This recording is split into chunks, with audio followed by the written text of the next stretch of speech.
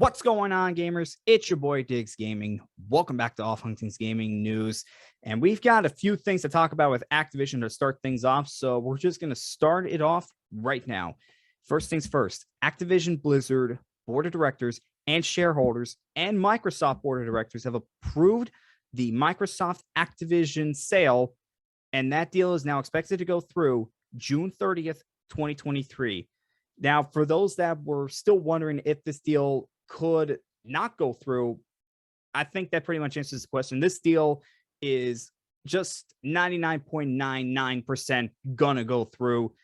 And if this doesn't go through, it would basically shock everybody.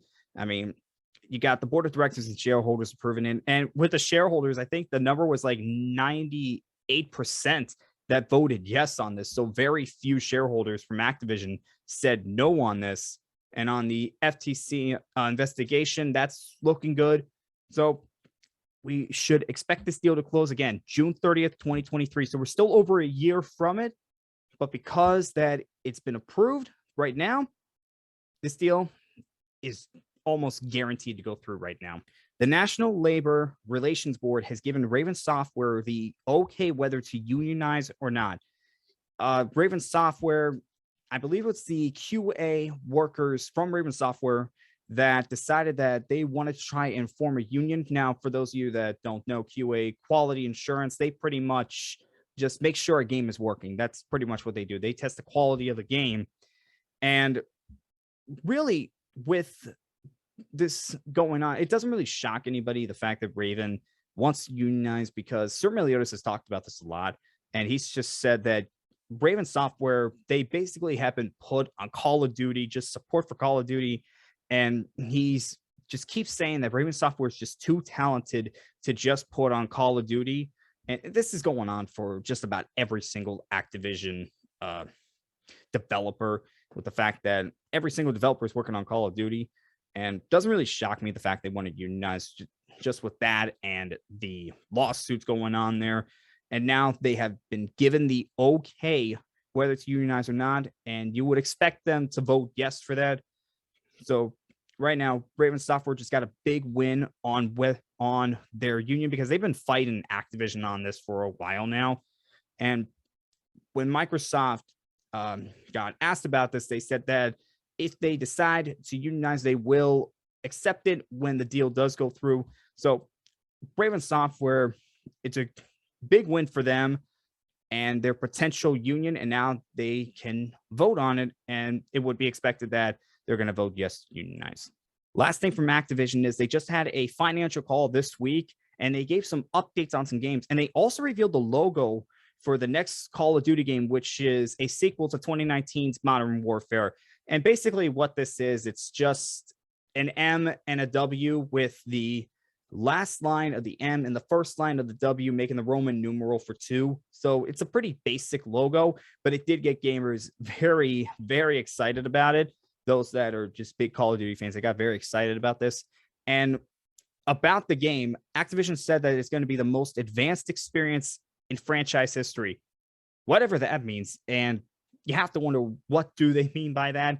I mean, this sequel to Modern Warfare, the 2019 version of Modern Warfare, it definitely needs to turn some heads, because Activision has just not been doing great with the Call of Duty franchise. I mean, Vanguard, I mean, gamers just stopped playing that game from what I heard. They just stopped playing that game.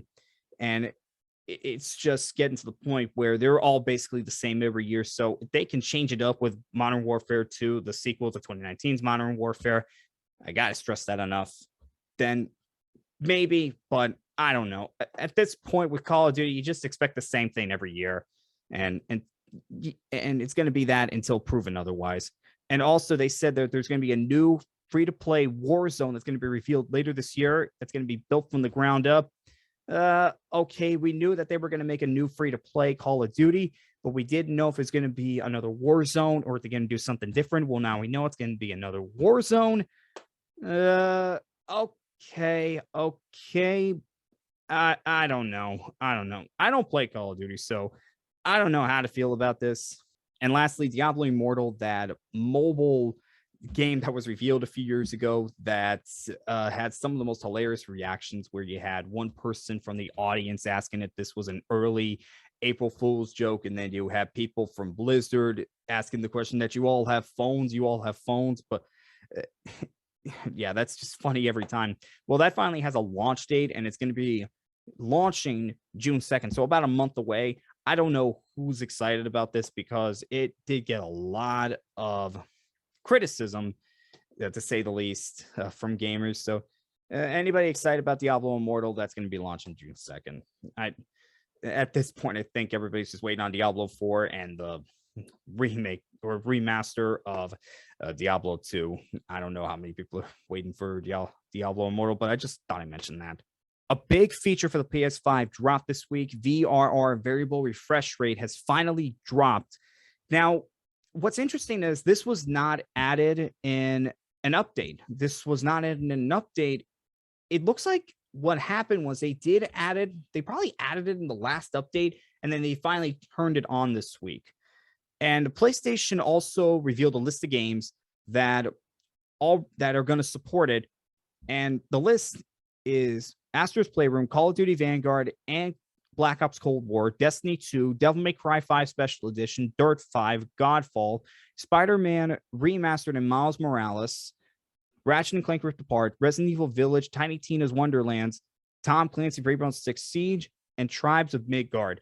Now, every game can use VRR, but there are certain games that support it.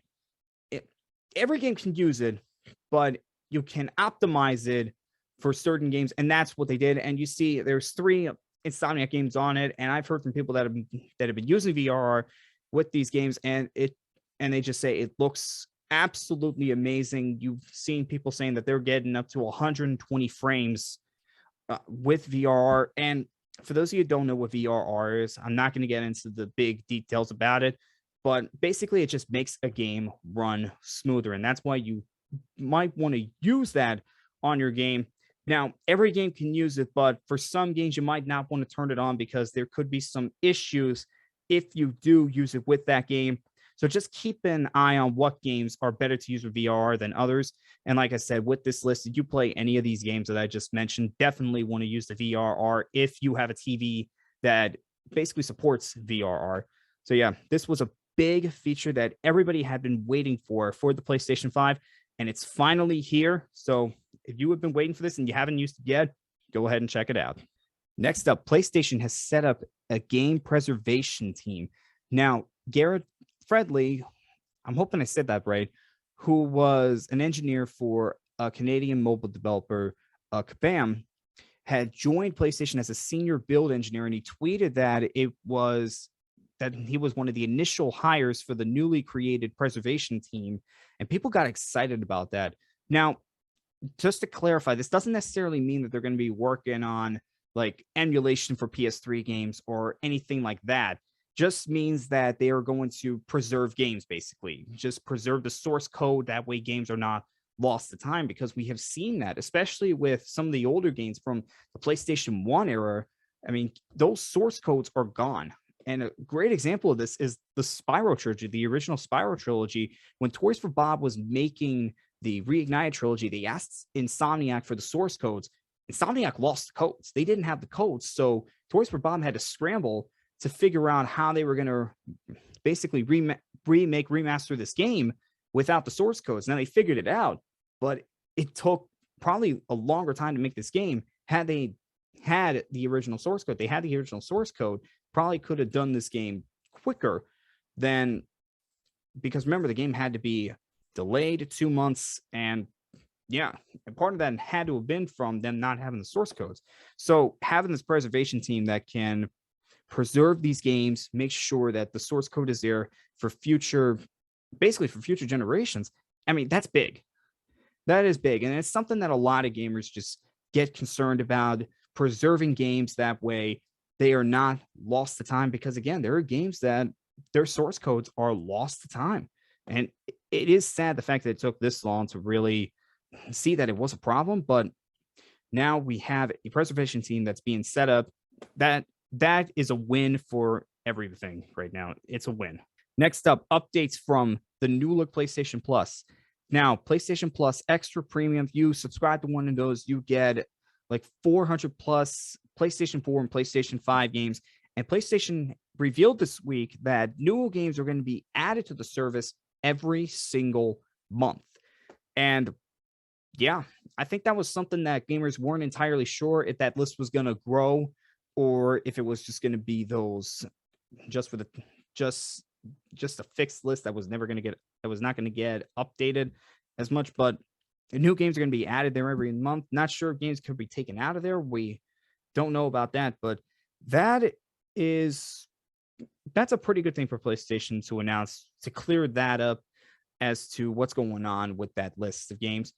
Also, we got some information on how the PlayStation Plus Premium game trials are going to be. Remember, if you subscribe to PlayStation Plus Premium, one of the features is you will have game trials, and these trials will be for games costing more than $34. These trials must be at least 2 hours long. They have to be there.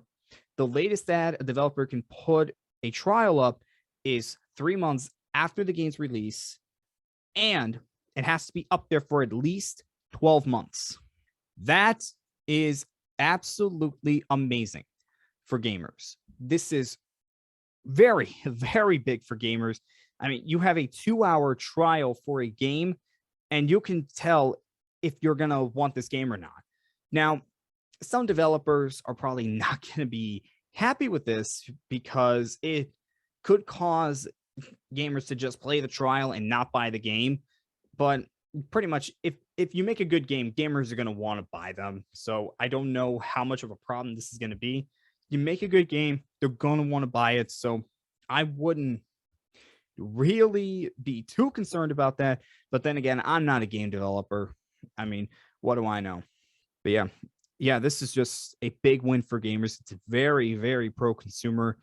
And yeah, this new look PlayStation Plus does seem like it does seem very good to me. This new look PlayStation Plus seems very good, and these game trials, how they're going to work, it definitely is a win for gamers. And I got nothing more to say on that, so I'm just going to move on. The Super Mario Brothers animated film has been delayed to spring of 2023, so it's going to now be releasing April 28th in Japan and April 7th in North America. And okay, I guess that just means that they need more time to work on this movie to make it as good as it can be. I mean, Super Mario Brothers, they had the first ever video game movie, and it was not good. It set a bad trend of just terrible video game movies. So this is their shot at redemption. I don't know how well it's going to be. Remember, you have Chris Pratt that's starring as Mario, and I forget the rest of the cast right now, but everybody's just talking about Chris Pratt's playing Mario. And yeah, so anybody that's looking forward to this film, you're going to have to wait a little longer before you get a chance to see it. Gotham Knights has been rated in Taiwan, but it was only the PlayStation 5 and the Xbox Series XS version. So people are wondering why the last gen versions were not rated yet. Gotham Knights, remember, you're going to be playing as Batgirl, Red Hood, Nightwing, and Robin after Batman's death, and you're going to be fighting against the Court of Owls, it looks like. Now, the fact that this game has been rated right now, that's a good sign. It's supposed to be releasing in October, and it looks like it's going to make that release date. But again, it was just for the current gen, the PlayStation 5 and the Xbox Series XS that has been rated. The PlayStation 4 and the Xbox One versions were not rated. So people are just wondering why that is. But again, Gotham Knights being rated right now, that is a good look for this game. The developers for Stray have confirmed that the game is coming out summer of this year. Now, Stray, you play as a cat in a robot world. You solve puzzles and do basically things that a cat would do. And yeah, I know some people are very excited for this game. I mean, I might pick this up. I got a few cats, so I might pick this game up myself. Yes, so Stray, it's going to be coming out in summer. We don't have a specific release date. We just know that's coming out in summer. And lastly, Xbox Bethesda Showcase happening June 12th. Now, we knew Xbox was going to be having their own showcase that was reported a few weeks ago. Now we know when it's going to happen. It's going to happen June 12th. It's an Xbox Bethesda showcase. And yeah, we're going to start to see these companies now reveal when they're going to have their showcases. Remember, E3 is not happening this year. We're going to have Summer Game Fest, but you're also going to have basically developers having their own showcases. We know PlayStation's probably going to do one. We know probably Nintendo's going to do one. Who was it that revealed it? THQ Nordic revealed that they're going to do one in August. So yeah, this is not a shocker, but knowing that we have this release date, you can circle that on the calendars, get ready for that. And hopefully Xbox and Bethesda have a lot of good things to show at that showcase.